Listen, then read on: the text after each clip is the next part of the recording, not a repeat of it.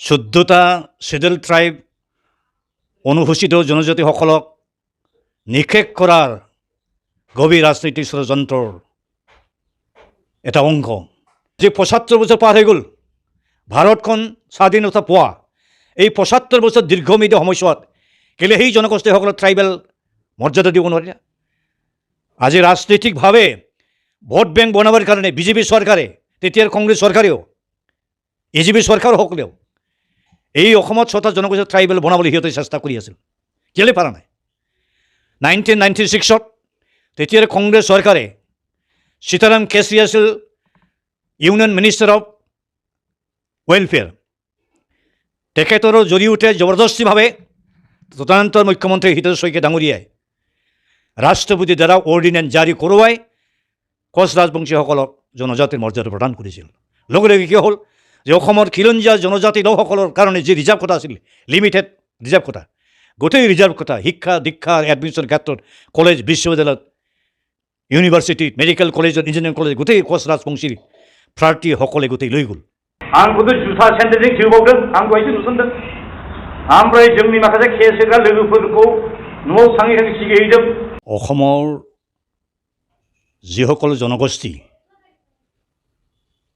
এই জনগোষ্ঠীসমূহ ভাৰতৰ সংবিধানৰ আৰ্টিকেল 341 মতে শিডিউল ট্ৰাইবৰ মৰ্যাদা পোৱাৰ কোনো যোগ্যতা নাই, আৰু সেই একো যোগ্যতা নথকা ক্ৰাইটেৰিয়ন ফুলফিল কৰিব নোৱাৰা ৬টা জনগোষ্ঠীক অসমত জনজাতি হিচাপে স্বীকৃতি দিবৰ কাৰণে তদানীন্তন চৰকাৰৰ পৰা আৰম্ভ কৰি আজিৰ বিজেপি চৰকাৰলৈ যি গভীৰ ৰাজনৈতিক ষড়যন্ত্ৰ কৰি আছে, ইয়াৰ অন্তৰালত মুখ্যতম উদ্দেশ্য হ'ল অসমৰ আচল ভূমিপুত্ৰ খিলঞ্জীয়া ১৪টা শিডিউল ট্ৰাইব অনুসূচিত জনজাতিসকলক নিষেধ কৰাৰ গভীৰ ৰাজনৈতিক ষড়যন্ত্ৰৰ এটা অংশ। It is a part and parcel of the deep-rooted political conspiracy of the state government of Assam aimed at exterminating the whole indigenous and aboriginal scheduled tribes of Assam in totality on the line of the aboriginal native Indians there in the USA by the European colonizers in 15th century AD. ইউৰোপৰ বিভিন্ন দেশৰ পৰা গৈ আমেৰিকাত যিসকলে কলনাইজ কৰিবলৈ গৈছিল, সেই কলনাইজেশ্যনৰ প্ৰক্ৰিয়াৰ সময়ছোৱাত এই আমেৰিকাত বসবাস কৰা যিসকল অথক্টনাছ এবৰিজিনেল মানুহ, খিলঞ্জীয়া মানুহ, আচল ভূমিপুত্ৰ, সিহঁতক যেনেকৈ নিষেধ কৰিছিল ইউৰোপিয়ান কলনাইজাৰসকলে, এই একেই নীতি আদৰ্শ আৰু ষড়যন্ত্ৰৰে অস্ত্ৰৰে অসমৰ খিলঞ্জীয়া জনগোষ্ঠীসকলক, ট্ৰাইবেল লোকসকলক সৰ্বাংগীন দিশত নিষেধ কৰিবৰ উদ্দেশ্যৰে সেই শিডিউল ট্ৰাইবেল মৰ্যাদা পাব নলগীয়া জনগোষ্ঠীক ট্ৰাইবেল বনাবলৈ আজি উপচেষ্টা কৰি আছে। ইয়াক অসমৰ ট্ৰাইবেল সংঘ প্ৰমুখ্যে বিভিন্ন খিলঞ্জীয়া ট্ৰাইবেল সংগঠনসমূহে আজি বহু যুগ ধৰি প্ৰতিবাদ কৰি আহিছিল, কৰি আছে আৰু কৰি গৈ থাকিবলৈ বাধ্যত পৰিব। আজি যি বৈঠক হ'ব, সেই বৈঠক সম্পৰ্কে মই জানিব পৰাৰ লগে লগে আজি অসমৰ WPT ডিপাৰ্টমেণ্টৰ মন্ত্ৰী ডক্টৰ ৰণোজ পেগু ডাঙৰীয়ালৈ ৰাতিপুৱা ফোন কৰিবলৈ মই চেষ্টা কৰিছিলোঁ। ফোনত তেখেতক মই নাপালোঁ, তথাপিও মই এটা বিশেষ মেছেজ লিখি হোৱাটছএপৰ থ্ৰুৱেদি তেখেতক মই জনাই থলোঁ। মই ক'লোঁ, আপোনাৰ হাতেৰে অসমৰ খিলঞ্জীয়া ট্ৰাইবেলসকলক নিষেধ কৰাৰ, গেলটিন কৰাৰ যি পৰিকল্পনা, যি ষড়যন্ত্ৰ, তাত আপুনি বলি নহওক বুলি মই কৈছোঁ। পৰশুৰামৰ কাহিনীলৈ আপুনি স্মৰণ কৰে বুলি মই তাক সোঁৱৰাই দিছোঁ। মই all India Bodo people national league for Bodoland statehood, world Bodo national conference, world confederation of Mongoloid origin পিপুলছৰ তৰফৰ পৰা অসম চৰকাৰৰ এই বিধ্বংসীমূলক ধ্বংসাত্মক যে আত্মঘাতী যে ৰাজনৈতিক পৰিকল্পনা যে ষড়যন্ত্ৰ ইয়াক মই তীব্ৰভাৱে নিন্দা কৰিছোঁ, প্ৰতিবাদ কৰিছোঁ। আৰু কোনোদিন এই ছটা জনগোষ্ঠীক অসমৰ মাটিত বিশেষকৈ আমাৰ বড়োলেণ্ড এৰিয়াত বিটিডিত কোনো পধ্যে জনজাতিৰ মৰ্যাদা পোৱাটো আমি কোনোদিন নিবিচাৰোঁ। কিয়নো ক'লে আজিৰ তাৰিখত আমি যে দেখিছোঁ যে আদিবাসী জনগোষ্ঠীৰ লোক তদানীন্তন বিহাৰ, বৰ্তমানৰ ঝাৰখণ্ড, উৰিষ্যা, পশ্চিমবংগ প্ৰমুখ্যে বিভিন্ন ৰাজ্যৰ পৰা হাজাৰ হাজাৰ লাখে লাখ ইলিগেলভাৱে মাইগ্ৰেট কৰি প্ৰব্ৰজন কৰি বড়োলেণ্ডত যিমানখিনি ৰিজাৰ্ভ ফৰেষ্ট আছে তাত ইতিমধ্যে বেদখল কৰি তেওঁলোকে বসবাস কৰি আছে। যে ব্ৰিটিছৰ সময়ত যিখিনি আছিল সেই আদিবাসীসকলৰ জনসংখ্যা যথেষ্ট কম আছিল আৰু সেইসকলক ব্ৰিটিছৰ দিনত ব্ৰিটিছৰ কিছুমান টি কোম্পানী আৰু ইণ্ডিয়ান অৰিজিন মানুহৰ কিছুমান টি কোম্পানীবোৰে ইণ্ডিয়ান চাৰ্ট লেবাৰ হিচাপে তেওঁলোকক মাতিছিল, আনিছিল।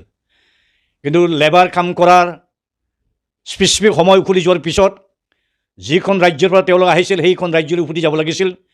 কিন্তু তেতিয়াৰ টি কোম্পানীবোৰে সস্তীয়া লেবাৰ হিচাপে ব্যৱহাৰ কৰিবৰ কাৰণে তেওঁলোকক ঘূৰাই পঠিয়াই দিয়া নহ'ল। তেওঁলোকৰ ল'ৰা ছোৱালী মানে জেনেৰেশ্যন আফটাৰ জেনেৰেশ্যন এই অসমৰ মাটিত থাকি গ'ল। সিহঁতক ভোটাৰ লিষ্টত নাম অন্তৰ্ভুক্ত কৰিলে।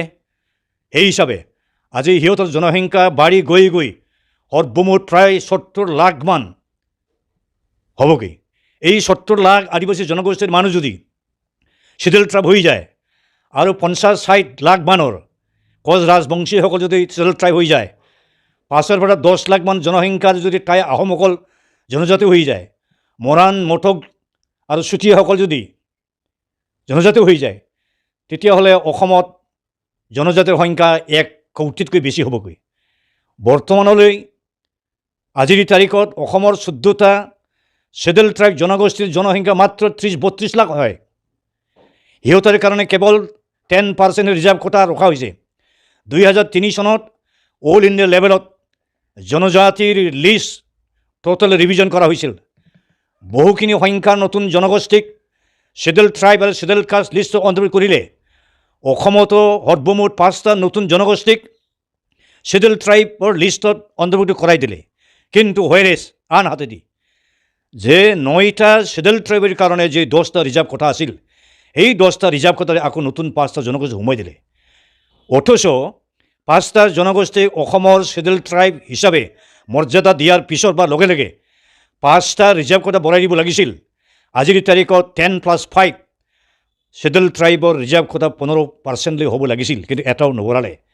ঠিক তেনেকৈ অল ইণ্ডিয়া লেভেলতো জনজাতিৰ সংখ্যাহে বঢ়াই দিলে, জাতিৰ সংখ্যা বঢ়াই দিলে, কিন্তু 7.5% অল ইণ্ডিয়া লেভেলত STৰ কাৰণে যি ৰিজাৰ্ভ কোটা আছিল সেই একে কথাই আজিও চলি আছে। আৰু ভাৰত চৰকাৰে হওক বা অসম চৰকাৰে হওক নতুন নতুন জনগোষ্ঠীক শিডিউল ট্ৰাইবৰ মৰ্যাদা দিয়াৰ পিছত বা লগে লগে সেই জনজাতি লোকসকলৰ কাৰণে যিখিনি প্ৰয়োজনীয় ৰিজাৰ্ভ কোটা বৃদ্ধি কৰি দিয়াৰ কোনো মানসিকতা নাই।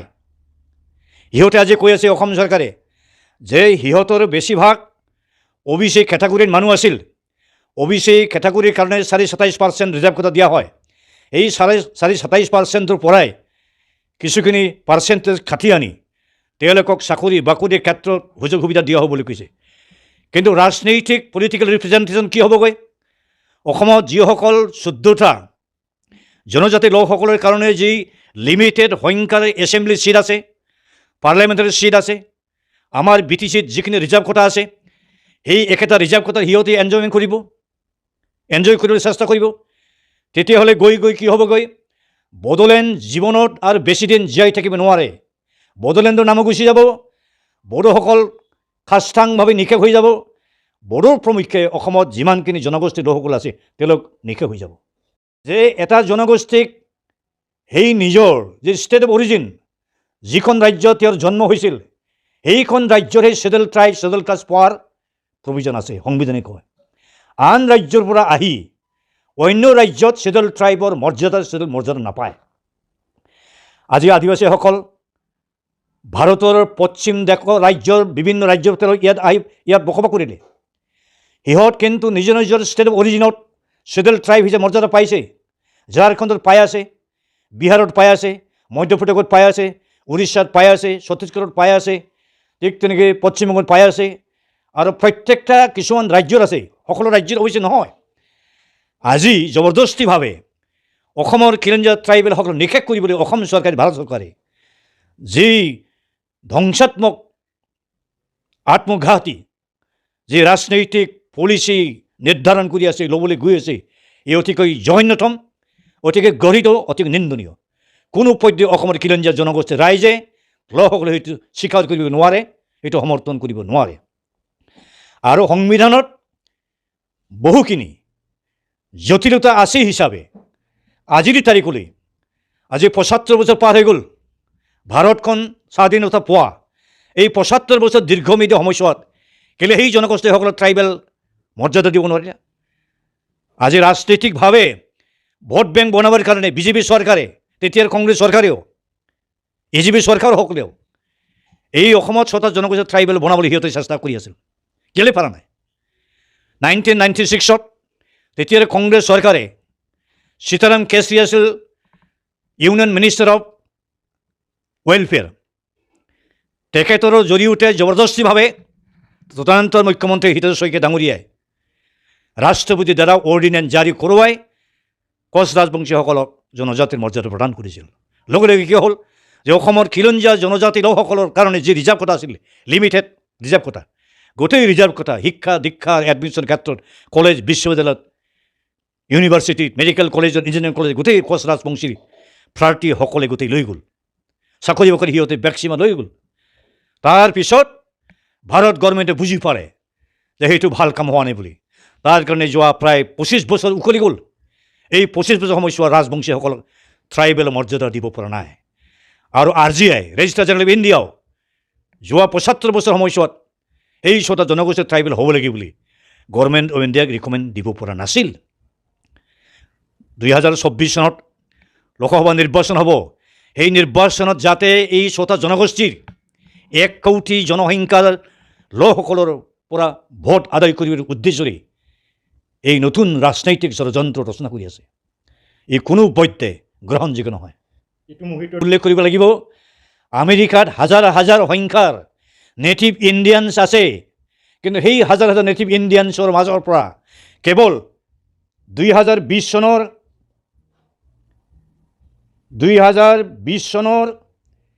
19 ফেব্ৰুৱাৰী তাৰিখলৈ কেৱল মাত্ৰ 574 জনগোষ্ঠীকহে ইণ্ডিয়ান ট্ৰাইবকে লিগেলি ৰিকগনাইজ ট্ৰাইব বুলি স্বীকৃতি দিছে। সেইটো যদি হয় আমাৰ ইয়াতো হ'বই লাগিব। আজি চাওক, দিল্লী ভাৰতৰ ৰাজধানী, সেই ভাৰতৰ ৰাজধানীৰ যে নেশ্যনেল কেপিটেল টেৰিটৰী, তাত আমাৰ উত্তৰ পূৰ্বাঞ্চলৰ আৰু ভাৰতৰ বিভিন্ন ৰাজ্যৰ পৰা জনজাতিক লোকসকল গৈ তাত বসবাস কৰিছে, চাকৰি বাকৰি লৈ আছে। তাত কেইবা লাখ জনজাতি মূলীয় লোকসকল আছে। তেওঁলোকক কিন্তু সেই দিল্লী মহানগৰীটো, দিল্লী কেন্দ্ৰীয় শাসিত ৰাজ্যটো সেই লাখ লাখ জনজাতি মূলৰ লোকসকলক জনজাতি মৰ্যাদা খেলি দিয়া নাই।